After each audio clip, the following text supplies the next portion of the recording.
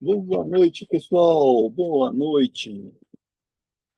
Mais um vídeo no nosso canal e o vídeo de hoje é o checkmate de Jesus. Aí a imagenzinha bonita do checkmate, a vitória da luz sobre as trevas. Nós vamos discorrer um pouquinho sobre como essa história se deu, mas começar em Colossenses, capítulo 1, versos 13 e 14, que diz assim: pois ele nos resgatou do domínio das trevas e nos transportou para o reino do seu Filho amado, em quem temos a redenção, a saber, o perdão dos pecados.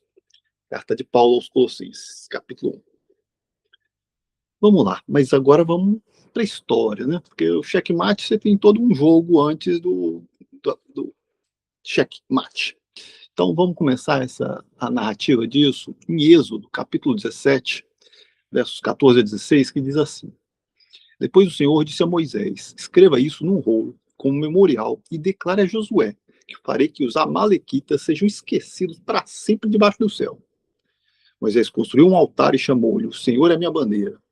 E jurou: pelo trono do Senhor, o Senhor fará guerra contra os amalequitas de geração em geração. De geração em geração. Então os amalequitas não foram exterminados. Eles vão fazer guerra. O Senhor vai fazer guerra contra eles de geração em geração. É isso que está na nossa Bíblia, no livro de Êxodo, capítulo 17. Ok. Então, se o Senhor vai fazer guerra de geração em geração, é bom a gente ficar esperto e entender que guerra é essa, né? Quem são os atores no tempo de hoje, certo? Para conhecer os atores no tempo de hoje, é importante a gente olhar para a história, certo? Entender a história, como se deu até hoje. Vamos lá. É esse o nosso papel aqui hoje. Vou começar com Números 24, verso 20, dizendo: Balaão viu Amaleque e pronunciou esse oráculo. Amaleque foi o primeiro entre as nações, mas o seu fim será a destruição. Ou seja, o profeta Balaão está dizendo que a primeira nação foi a nação de Amaleque, a primeira nação da terra. Em Números 13, verso 29, diz assim: os amalequitas vivem no Negueb. Os hititas, os jebuseus e os amorreus vivem na região montanhosa. Os cananeus vivem perto do mar e junto ao Jordão. Isso é um momento onde está se descrevendo os habitantes do que viria a ser Israel, né? Ou seja, da terra prometida nesse instante, antes da conquista, certo? No mapeamento de quem vivia lá, os amalequitas já viviam lá, certo? Viviam na região do Negueb. Então, junto com os hititas, jebuseus e amorreus, sendo que a gente vai ver que um pouquinho sobre essa turma mais à frente. Mas vamos lá. Em Gênesis 36, verso 32, vai dizer assim: Bela, filho de Beor, reinou em Edom. Sua cidade chamava-se Dinabá. Bom, duas informações. Primeiro, Dinabá é igual a Petra, é a capital do reino edomita, certo? Então, Dinabá, na antiguidade, atualmente conhecida como Petra. Quando se ouve falar de Petra, nós estamos falando da capital do reino de Edom, tá? Reino dos edomitas.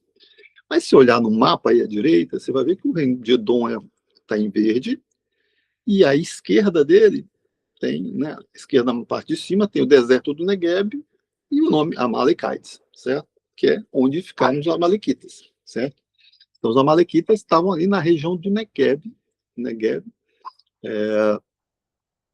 e isso, e também esse Belá, que está em Gênesis 36 e 32, você vai descobrir mais à frente que ele é o mesmo nome do Balaão, certo? Balaão e Belá são a mesma pessoa. Então, aquele falso profeta Balaão vai se tornar rei de Edom, certo?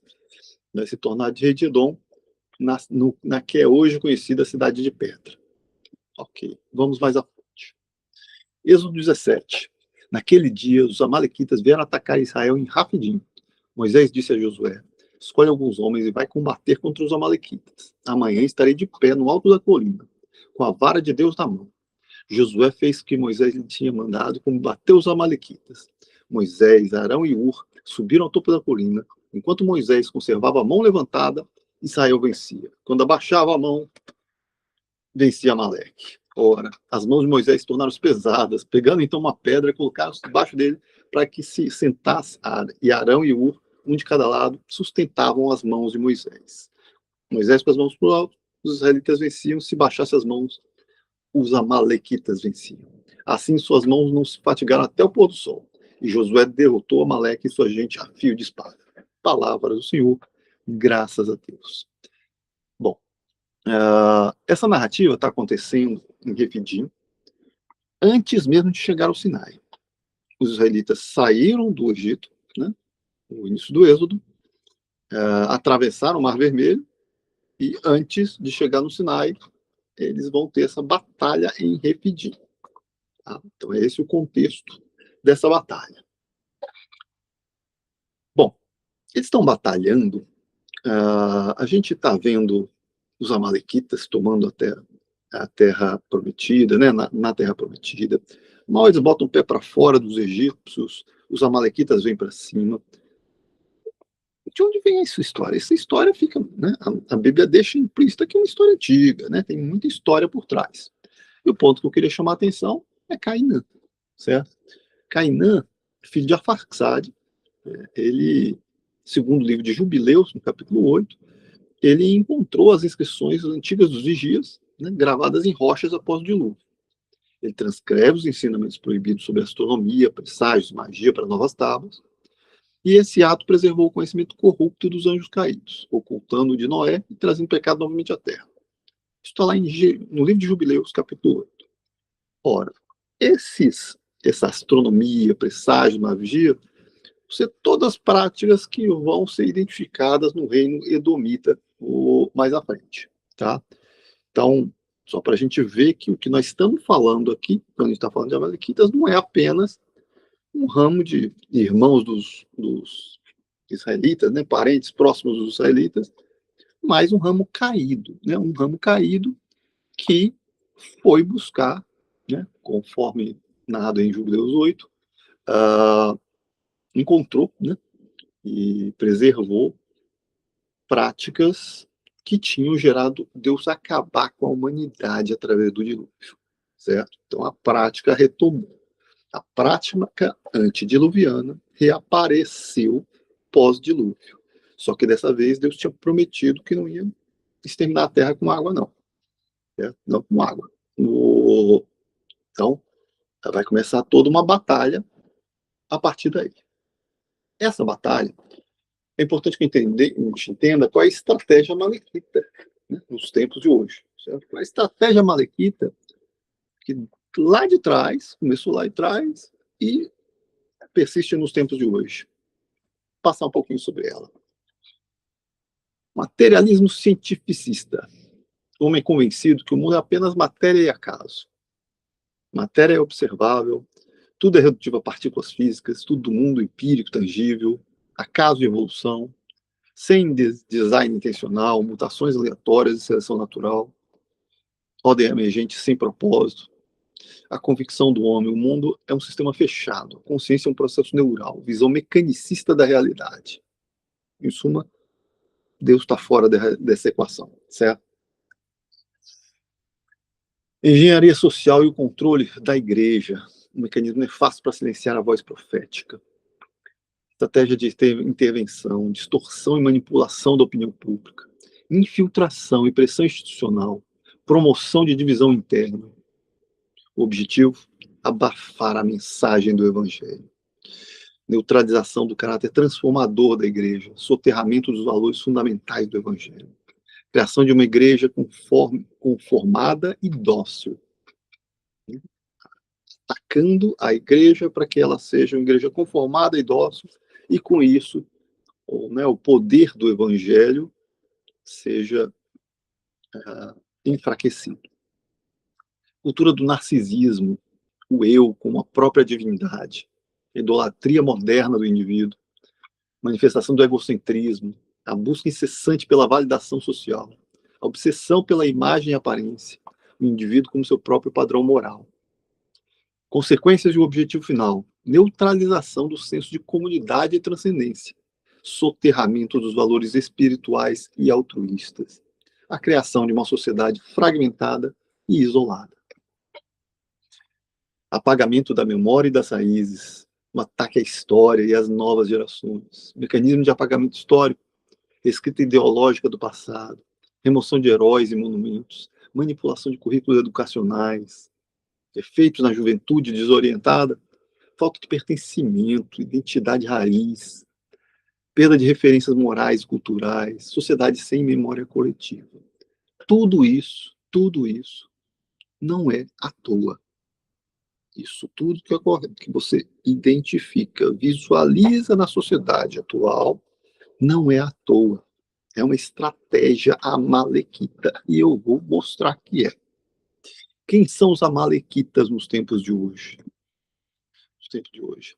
Bom, para falar dos amalequitas no tempo de hoje, a gente tem que primeiro passar a história, certo? Então vamos começar a história pelo começo. Trajetória de Timna. Quem é Timna? A mãe de Amaleque. Timna teria sido rejeitada por Abraão, Isaac e Jacó. Ela queria se converter à família de Abraão, né? queria adentrar na família de Abraão, mas ela não foi recebida. Ela era esposa de Elifaz, que era filho de Esaú, certo? Então, neto de Isaac. Então, o filho de Esaú, Elifaz, se casou com Timna, que era uma horrita, certo? E essa horrita tentou chegar para a família, só que elas foram rejeitados.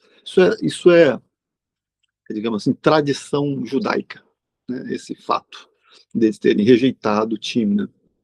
Como consequência, né, Timna deu a luz ao filho, Amalequita. Né? O primeiro Amalequita foi Amaleque, o filho de Timna, neto de Esaú. Então vamos lá. Mais à frente na história. 1 Samuel, a gente ouve assim: Saul foi à cidade de Amaleque e armou uma emboscada no vale. 1 Samuel 15. Então disse aos queneus: retirem-se e saiam do meio dos amalequitas, para que eu não os destrua junto com eles, pois vocês foram bondosos com os israelitas quando eles estavam vindo do Egito. Então os queneus saíram do meio dos amalequitas. Você vê aí onde, no primeiro momento, você está vendo Saul indo numa emboscada na cidade de Amaleque para destruir os amalequitas, mas sabendo muito bem separar quem não é amalequita lá de dentro, pedindo para sair, certo? Tirando os queneus de lá, que eram descendentes de Jetro, certo? Você vê como é uma questão localizada. Existe um grupo de descendentes de Amaleque que são o alvo. Para perceber essa diferença, queneus e amalequitas, uma comparação histórica. Né? Aliados e artesãos, né? São descendentes de Jetro, metalúrgicos itinerantes, acolheram Israel no deserto, tem símbolo de amizade e hospitalidade com os judeus. E os inimigos perpétuos são descendentes de Amaleque, atacaram Israel por trás, guerra geracional desde Deuteronômio 25, né? E símbolo de hostilidade. Essa é a diferença, e foram lá e separaram. Separado quem eram os queneus, Saul batalha, vence os amalequitas e poupa Agag, o rei Agag, rei dos amalequitas. Poupou não só Agag, como o melhor dos animais, tentando salvar bens dos amalequitas para si, Saul. E com isso desobedeceu ao Senhor. Isso está em 1 Samuel 15. Na sequência, Samuel executa Agag diante do Senhor em Gilgal. Ou seja, o juiz Samuel, né? O enviado de Deus Samuel, faz aquilo que Saul se negou a fazer. Essa história de Agag já tinha sido profetizada por Balaão, o rei de Edom, lá atrás. Né? Em Números 24 diz assim: seus reservatórios de água transbordarão. Vocês falando, abençoando Israel, porque não foi permitido amaldiçoar Israel. Né? Tinha sido contratado para amaldiçoar Israel e, em vez disso, abençoou. Seus reservatórios de água transbordarão, suas lavouras serão bem irrigadas. O seu rei será maior do que Agag. O seu reino será exaltado. Quando chega em Samuel, a gente ouve assim: Samuel, porém, respondeu: acaso tem o Senhor tanto prazer em holocaustos e em sacrifícios, quanto em que se obedecer a sua palavra? Obediência é melhor do que o sacrifício, e a submissão é melhor que a gordura de carneiros. Samuel passando pito em Saul, no rei Saul, por não ter executado o amalequita, o rei amalequita Agag. A consequência, né? Ou seja, o que estava por trás da história, né? Da linhagem de Saul, você vai ver que lá na frente vai vir Mardoqueu. Mardoqueu, o judeu do livro de Esther, ele é um descendente de Saul, certo? No livro de Esther diz que ele é descendente de Cis, mas se você olhar pela genealogia de Saul, você vai ver que Saul é descendente de Cis, ou seja, então o Mardoqueu era descendente de Saul também. E na linhagem de Agag, Haman, da história do livro de Esther, era um agagita, certo? Ou seja, era um descendente de Agag. Então ele era, e no livro de Esther você vai ver ele como o principal inimigo dos judeus, tentando exterminar com a raça dos judeus. Tá? Então você vê que é um conflito milenar já acontecendo, né? A primeira nação da terra, os amalequitas, com os israelitas. Agora eles estão, né, por volta do ano 600 da Era Moderna, ou antes de Cristo, e a guerra continua, certo? Quem são os amalequitas no tempo de hoje?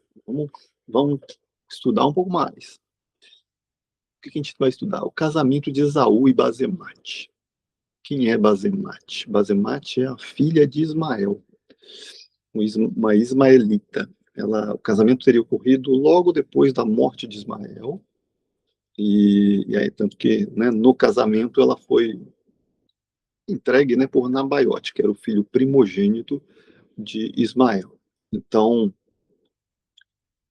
tá aí uma aliança importante de reconhecer, a aliança de Ismael com Esaú. Ou seja, se Amaleque é neto de Esaú, a família de Esaú tinha uma aliança com os ismaelitas por conta deste casamento. Vamos descer um pouquinho na conexão genealógica dessa história, certo? De Esaú, Esaú é avô de Amaleque, certo? Esaú é avô de Amaleque.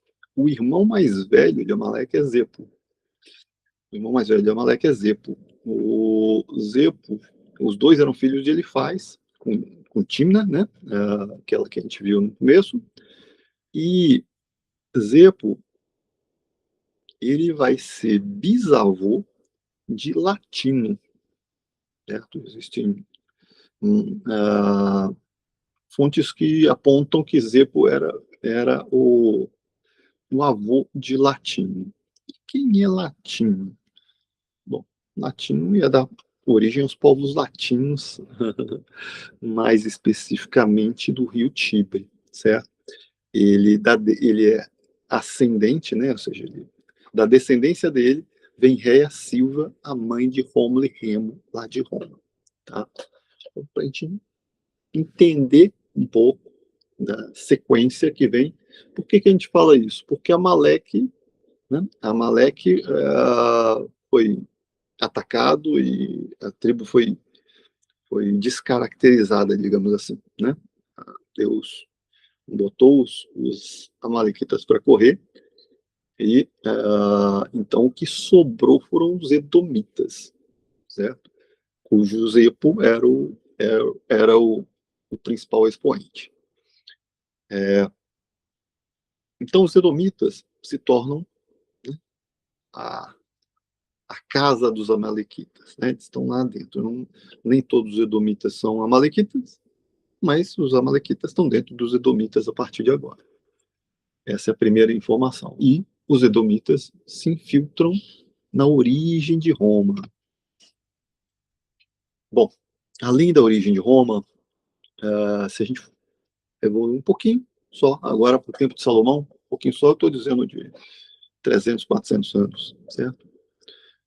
No tempo de Salomão, a gente vai ouvir que no livro de Reis, da nossa Bíblia, a gente vai ouvir que os adversários de Edom, né, foram capitaneados por Haddad, certo? E tiveram apoio do Egito. Então, os edomitas vão ter uma pessoa-chave, Haddad, e o apoio do Egito. Por que a importância de caracterizar o Haddad? Porque Haddad e o Egito, né? Porque Haddad, na Bíblia é narrado que ele era uma criança que sobreviveu ao massacre dos Edomitas, no tempo de Davi. Davi, o general de Davi, mata 10.000 Edomitas, né? Captura e empurra-os do penhasco, uma coisa horrorosa, passagem horrorosa, e Haddad é uma criança e sobrevive e foge para o Egito. No Egito ele é, né, bem tratado, cuidado pelo rei do Egito, e que dá inclusive a irmã da sua esposa como esposa dele, certo? Então ele se torna um cunhado do rei do Egito, Haddad, o sobrevivente edomita do massacre de edomitas por Israel. Tem uma coalizão nessa época de Salomão, né? Essa é a época que Salomão se tornou Israel, era o todo-poderoso da terra, certo? Salomão com 1.000 mulheres, 700 princesas, ou seja, 700 filhas de reis, né, se casaram com Salomão. Você tem uma dimensão do poder que Salomão tinha nessa época. E aí, pela Bíblia, você vai ver que não foi Deus mesmo que levantou os inimigos de Israel para enquadrar os israelitas, né? Ou seja, para cobrir o pecado dos israelitas e enquadrá-los. Então, vem essa história de Haddad, desculpe, o Edomita, vem junto Rezon, né? E o reino de Arã, Damasco, né? Os arameus, a capital em Damasco, a atual Síria, e também o próprio Reino do Norte. O Reino do Norte é entregue a Jeroboão, né? Então, o profeta rasga suas roupas em 12 partes, pega 10 partes das suas roupas, entrega para Jeroboão e profetiza: assim diz o Senhor, você vai receber 10 das 12 tribos de Israel para governar, né? E assim é feito. Só que aí Salomão, quando toma ciência disso, vai para cima de Jeroboão, tenta matar Jeroboão. Jeroboão foge para o mesmo lugar que Haddad, foge para a corte egípcia e recebe o mesmo prêmio. Recebe uma esposa, irmã da esposa do rei do Egito. O rei do Egito é Sisaque, certo? É narrado lá em, se não me engano, 1 Reis 11, capítulos, versos 5, se não me engano é isso.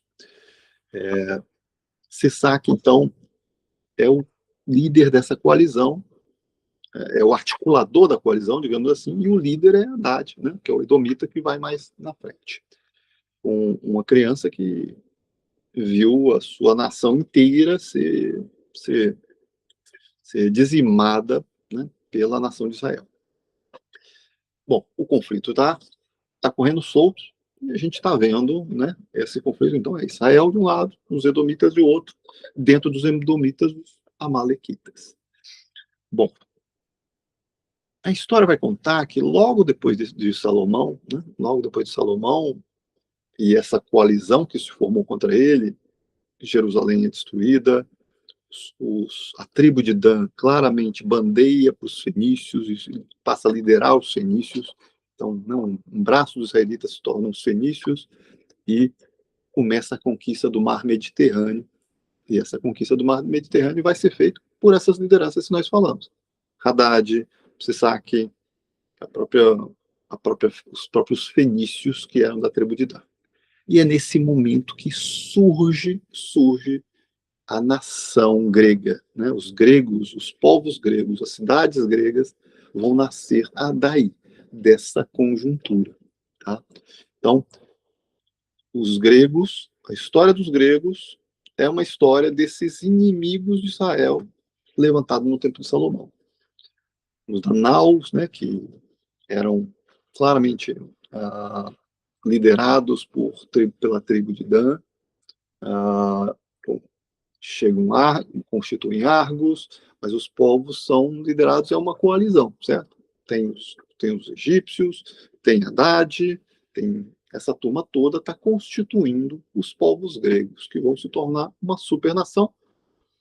Mais à frente, um dos braços desses povos, os macedônios, dele vai sair um grande líder, Alexandre. Alexandre o Grande vai liderar e conquistar, digamos assim, o império pré-existente, que era o império amigo de Israel, certo? O império pré-existente que era amigo de Israel, que era o império Aquemênida, né? O império Aquemênida era aquele império do rei Dario, que venceram os babilônios e que tinham libertado, permitido a reconstrução do templo de Jerusalém, né? Os israelitas estavam todos de boa, digamos assim, e Alexandre o Grande vem e conquista todo mundo.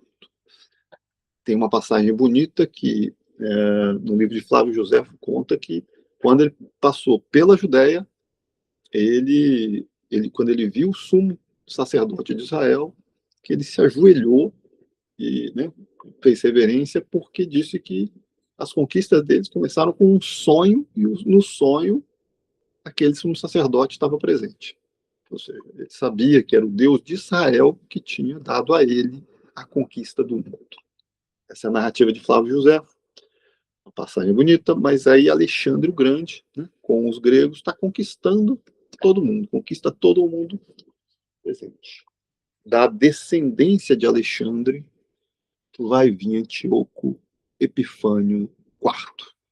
Antíoco Epifânio IV vai, por volta de 160 a.C., tomar o templo de Jerusalém e sacrificar porcos, colocar estátuas de Vênus lá, né, a estátua de deuses dentro do templo de Jerusalém. O templo de Salomão foi dessacrado pelo Antíoco IV, um descendente de Alexandre o Grande, descendente dos gregos que a gente vem narrando a história. Ora, nesse momento é praticamente impossível você não fazer associação e dizer isso aqui é um ato amalequita. Pelo ato você descobre quem é a pessoa, né? Assim, esse é um amalequita. Não tem como não ser um amalequita. Antíoco Epifânio tem um ato amalequita e pela descendência, pela trilha que nós estamos mostrando, né? Era uma descendência amalequita lá, oriunda dos edomitas no primeiro momento.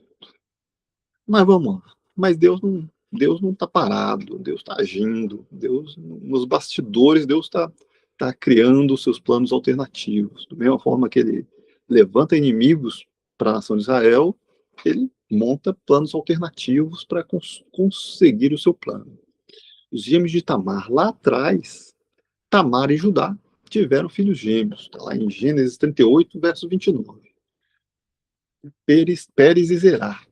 A parteira vai lá e bota um fio escarlate na mão de Zera, mas Pérez nasceu primeiro. Então, Pérez vai ser, da descendência dele vai vir Jesus, né?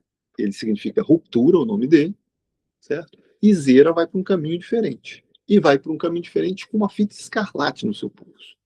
E se você leu sua Bíblia direitinho, você sabe que a fita escarlate ela representa uma forma de mostrar o sangue e a purificação dos pecados que vai ocorrer na sequência, certo? Então, a fitinha escarlate ela traz um insight da missão de Zera que a gente começa a ver pela genealogia, certo? Se Zera era o filho de Judá com Tamar, de Zera veio Darda, fundador da Dardânia, e os Dardânios fundaram a casa de Troia, certo? Então, a cidade de Troia é um descendente de Darda, descendente de Zera, descendente de Judá. Na época da guerra de gregos e troianos, que você pode ler aqui com a guerra de israelitas e amalequitas. Aí você começa a perceber o que vai acontecer a partir daí o tempo todo.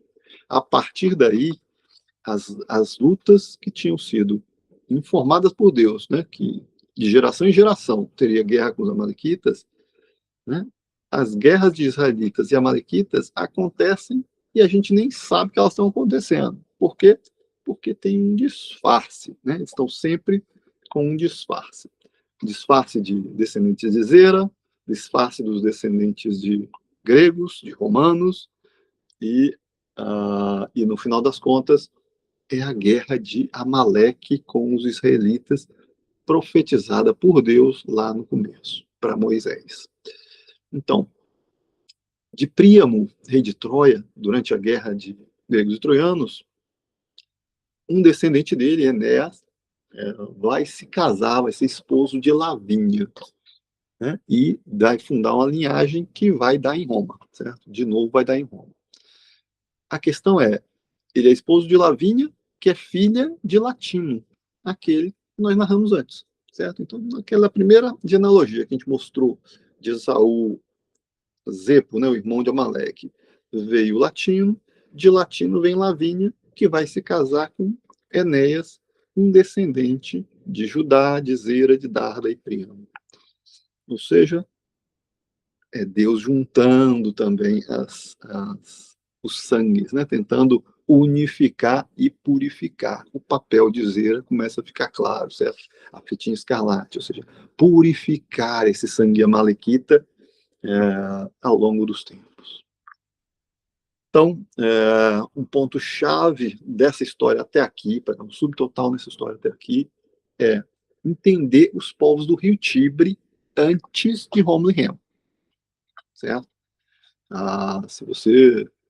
Se você aprendeu nos livros escolares que Rômulo e Remo surgiram do nada, de uma loba, e que a cidade de Roma surge do nada e daqui a pouco se torna um império, tem muito mais história antiga em relação a isso. É só buscar. No canal a gente tem alguns vídeos onde a gente fala sobre isso, na vida de Abraão. Vamos em frente. Nós vimos uma conexão da filha de Ismael com Edom, né? Com Esaú. Então, é importante olhar para os ismaelitas. Os ismaelitas, você pode dividi-los em dois grandes grupos históricos: os adinanitas, né, que seriam os árabes do norte, e os nabateus, né, que seriam o reino sedentário e comercial. Os nabateus, 100% presença no reino de Edom, ou seja, os descendentes de Ismael, chamados nabateus, são edomitas, são moradores do terra de Edom, se misturam todinho com os edomitas. Então, ismaelitas e edomitas, né, na figura dos nabateus, estão completamente misturados, junto e misturado. Os adinanitas, não. Os adinanitas, outro grupo ismaelita, que tem estilo de vida nômade no deserto, né? Não necessariamente esteve tão junto com os edomitas. Por que é importante falar dos nabateus? Porque Herodes o Grande vai casar com a Nabateia, certo? A Nabateia, da mesma forma que, então, o rei da Judéia, Herodes o Grande, vai se casar com a Nabateia Doris, filha da nobreza Nabateia, ou seja, era a casa real dos nabateus, Doris, se casando com Herodes o Grande. E não preciso dizer quem foi Herodes o Grande, certo? Herodes o Grande foi aquele que tentou matar a Jesus, certo? Quando criança, mandou matar todas as crianças abaixo de 2 anos. Esse Herodes o Grande, ele era um edomita, idumeu, né? Ele era um idumeu, recebendo os favores de Roma, que só confirma as relações que a gente vem narrando, certo? Roma e os edomitas com perfeita sincronia. E também em perfeita sincronia com os povos ismaelitas nabateus, certo? Então, está aí mapeando essa turma. Para entender as nações ismaelitas, a descendência de Ismael, Ismael teve 12 filhos, certo? 12 filhos, homens, né? Mais a mulher. Mas os 12 filhos homens, o primogênito, né, Nabaiote, é o que dá origem aos nabateus, certo? Então, é o primogênito de Ismael que dá origem aos nabateus. E o Quedar, que é o segundo filho, é que dá origem ao Adinã, que gera as tribos adinanitas. Então, quando a gente fala adinanitas, nós estamos falando dos descendentes de Quedar e Ismael. Quando a gente está falando dos nabateus, nós estamos falando dos descendentes de Nebaiote, né, e de Ismael. São dois perfis diferentes para a gente saber diferenciar, né? Tem ismaelitas de Adnã, tem os ismaelitas de Nebaiote, Nabateus, que se juntaram aos edomitas. E aqui vem o nosso amado Jesus. No meio dessa confusão toda, dessas constantes guerras, onde o poder, né, o poder das nações, Roma, antes os macedônios, babilônios, tudo isso estava sempre massacrando o povo de Israel. E no meio de tudo isso, Jesus vem e se oferece, mas ele não se oferece para os, para os judeus de forma, digamos assim, simples, digamos assim. Ele se oferece de uma forma completamente inesperada, com o sacrifício do próprio Filho de Deus.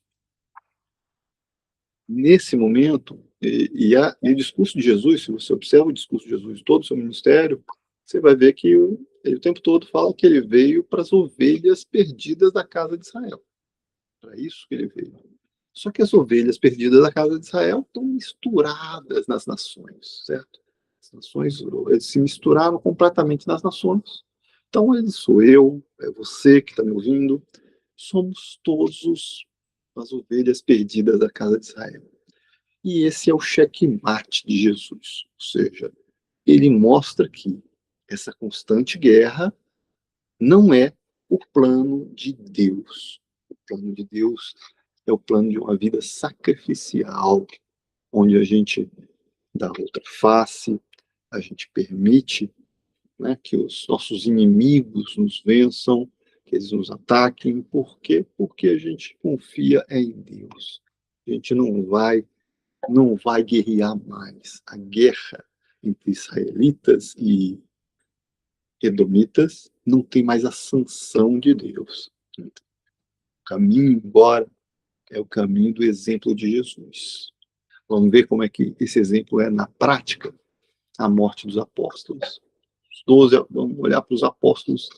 Pedro foi anunciar o evangelho na sede do Império Romano. Ali foi preso, sofreu martírio, morreu na cruz, pregado de cabeça para baixo a seu pedido. André, seu campo de evangelização foi a Escócia, e a tradição do martírio desse apóstolo está ligada à cruz de Santo André, em forma de X, presente na bandeira da Escócia. Tiago, o irmão Tiago, seu campo de evangelização foi Jerusalém, onde foi martirizado em Jerusalém, conforme Atos, capítulo 12, verso 1, 2, por causa da perseguição de Herodes Agripa por volta de 40 depois de Cristo. Na Espanha, é conhecido como Santiago. É uma tradição que diz que ele, depois da ressurreição, foi anunciar o evangelho naquele país, na Espanha. Na Espanha está o seu túmulo. João foi evangelizar em Éfeso e ali morreu com cerca de 100 anos. Foi preso em Éfeso a pedido de Domiciano, em 89, e levado até Roma, onde é condenado à morte. Vindo morrer em Éfeso, seu túmulo ali está na igreja de Éfeso. Mas não foi, mas teria sido morte natural. Filipe foi evangelizar a Samaria e Cesareia. Dizem que morreu em Hierápolis, também crucificado. Bartolomeu, a tradição diz que foi um grande missionário, teria chegado até na Índia. Quanto à sua morte, conta-se que foi martirizado, tendo sido tirada a sua pele, provavelmente na Síria. Tomás, ele teria evangelizado na Síria e na Pérsia, mas sobretudo na Índia, onde teria sido martirizado e é conhecido como um incrédulo. Mateus, o cobrador de impostos e escritor de evangelho, teria evangelizado a Etiópia e o seu túmulo se encontra em Salerno, na Itália. Tiago Menor, pouco sabemos do seu trabalho de evangelizador, quase nada de sua morte, mas pode ter sido martirizado em 62. Judas Tadeu, nada se sabe do lugar onde foi evangelizar, talvez na Mesopotâmia com Simão. Teria morrido mártir no ano 70. Simão foi evangelizar na Mesopotâmia e morreu junto com Judas Tadeu na Mesopotâmia. É o apóstolo associado ao movimento dos revoltosos dos Zelotes. E Judas Iscariotes, Mateus nos conta que depois da morte de Cristo se enforcou. Atos dos Apóstolos conta que foi substituído por Matias. Bom, o sangue dos mártires. sangue de Jesus, o sangue dos mártires, conectados a Jesus, os discípulos de Jesus, passa a ser a ação, certo? A ação prática, o checkmate de Jesus na eterna guerra que existia entre as nações. Bom, aí você me diz assim, mas a guerra não acabou, as guerras não acabaram. Não acabaram. Mas vamos falar um pouquinho da Nigéria. Colonização copta da Nigéria. A Nigéria é um centro histórico que ajuda a entender toda a constituição das nações africanas subsaarianas, tá? E depois de Cristo, a igreja cristã copta, que é do Egito, certo? Teria sido mandado fortes missões, né, para onde hoje é a Nigéria, para evangelizar a turma lá. Qual era o ambiente que eles estavam indo evangelizar? O local era conhecido pela região de Ife, e eram 13 tribos de Ife, e tem um conselho Ogoye, e toda uma cultura de culto aos orixás. Uma cultura, né, dessas religiões de matriz africana que existiam desde os tempos de Nimrod. Essa é a narrativa, tá, das terras da atual Nigéria. E foi lá que o povo copta, os cristãos coptas, foram evangelizar. Bom, muitos anos depois se passam e a guerra está quente lá. O Boko Haram, descendentes, membros do Islã, descendentes de Ismael, estão dizimando os cristãos lá, o torto e a direito. Mas da mesma forma que com Roma, né, como os gregos, com aqueles ídolos, com aqueles deuses, com aquelas tradições todinhas, foram dizimados, né? A cultura greco-romana foi dizimada pelo sangue dos mártires cristãos. A mesma coisa está acontecendo hoje na Nigéria. Se você olhar bem, né, o sangue dos mártires está limpando a Nigéria. O islamita, hoje em dia, olha para o que está acontecendo na Nigéria, olha para o que o Islã está praticando e tem que tomar sua decisão. De que lado você está? Do lado do bem ou do lado do mal? Certo? Eu finalizo com Deuteronômio 25:19, que diz assim: quando o Senhor, o seu Deus, der a vocês o descanso de todos os inimigos ao seu redor na terra que eles dá, para dela tomar posse como herança, vocês farão que os amalequitas sejam esquecidos debaixo do céu. Não se esqueçam. Vai continuar o verso. Deus prometeu que ia guerrear os amalequitas de geração em geração. Isso está acontecendo. As gerações estão se sucedendo e tem guerra, sim, de Deus com os amalequitas.